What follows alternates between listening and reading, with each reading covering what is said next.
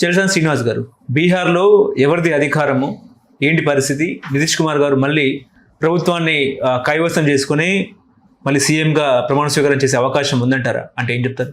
EVM machine అడగాలండి, లేదా అక్కడ 60 లక్షల ఓట్లు తొలగించారు కదా వచ్చింది, అది చేయమన్నారు. మొన్న ఒకటి స్పష్టంగా అడిగారు తేజస్వి యాదవ్ గారు, లేదా ఇంకొకళ్ళు మిత్రులు కూడా, మీరు ఎంతమంది కుసిబయట బంగ్లాదేశ్లో ఎంతమంది ఉన్నారంటే 200 మంది 100 మంది తేలేరంటే, లక్షల మంది వచ్చారు. అది ఏంటి మీరు తేల్చండి, మీరే కదా కేంద్ర ప్రభుత్వ శాఖ ఉంది, పోలీస్ శాఖ తీసుకుని అందరం తీసుకుని వాళ్ళు ఏరేండి అన్నారు ఇవాళ. అందుకని బట్ ఒకటి మాత్రం చెప్తున్నానండి, తక్కుటమార్ గజకన గోకన ఇంద్రజాల మహేంద్రజాల విద్యలతో పాటు అధికారం, దర్పం ప్రతీది కూడా వాళ్ళు కేంద్ర ప్రభుత్వం వాడుతుంది అనేది ఆరోపణలు.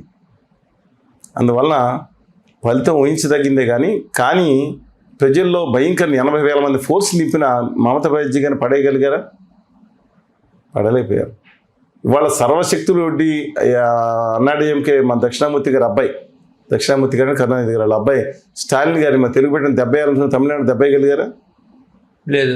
అంటే ప్రజల్లో మాసివ్గా వ్యతిరేకత ఉంటే తప్ప, అంటే మాసివ్గా మొత్తం ఉంటే అన్నీ మేము చేయలేరు కదా, ఈవీఎంలో అవునో కాదో దట్ ఈస్ డిఫరెంట్ ఇష్యూ, ఉంటే తప్ప. ఉత్తర భారతీయ అదానీ గారి పార్టీ అంటే కంపెనీ అధికారంలో వచ్చేటట్లు కనపడుతుంది. మాసివ్ ఉంటే ప్రజాకాంక్షలు అంత భయంకరంగా, ఖచ్చితంగా యాంటీ ఎస్టాబ్లిష్మెంట్ బాగుందండి వాళ్ళు.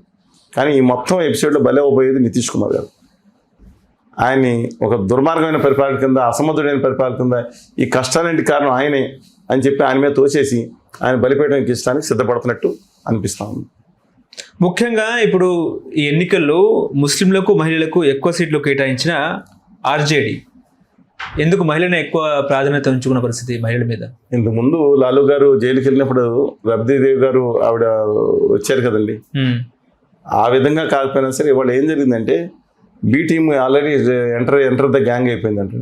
బి టీమ్ అంటే అసదుద్దీన్ ఓవైసీ గారు సమైక్యాంధ్ర సమయంలో చాలా ఇద్దరం ఆయనతో మాట్లాడాను, చాలా పాజిటివ్ మనిషి, I'm not saying any negative on person అని. కానీ వచ్చిన ఆరోపణలు ఏంటంటే, అంటే ఆయన ఇంకో చోట పోటీ చేయకూడదనేది లేదని, చేయవచ్చు, కానీ ఆయన మీద మాత్రం ఎలాంటి ఇబ్బందులు పెట్టరు మోడీ గారు, మిగతా అందరి మీద ఇబ్బందులు పెడతారు. ఆయన వెళ్ళి ఇప్పుడు ఆ కృష్ణగంజ్ ఏరియాలో మొత్తం దాంట్లోనూ సీట్లు పెట్టి 100 మొదలు 50 సీట్లు కాన్సన్ట్రేషన్ చేసి ఓట్లు ఇచ్చే కార్యక్రమం మీద ఉన్నట్టున్నారు. దాన్ని ఎదుర్కోవడానికి ఆ జడ్జి ప్రయత్నిస్తున్నట్లు ఉంది. ఇది మళ్ళీ యాంటీ పోలరైజేషన్స్ జరుగుతుంది. ఇది ఇలా పోలరైజేషన్ అయితే మన హిందూ సమాజం మళ్ళీ అదానీ గారి పార్టీ వెళ్ళిపోయే అవకాశం ఉంటుంది. ఈ రెండు కూడా చూసుకోవాలని జాగ్రత్తగా. బి టీంలో ఎంతవరకు పాత్ర పోషిస్తారో అసదుద్దీన్ ఓవైసీ గారు ఎంఐఎం అనేది కూడా ఇంపార్టెంట్. పీకే ప్రశాంత్ కిషోర్ ఇన్వాల్వ్మెంట్ ఎట్లా ఉంటుంది ఏంటి? ఆయన ఒకసారి రాజకీయం చేస్తా అంటారు, ఆ తర్వాత తప్పుకుంటా అంటారు, తన మీద తనకి క్లారిటీ లేని పరిస్థితి.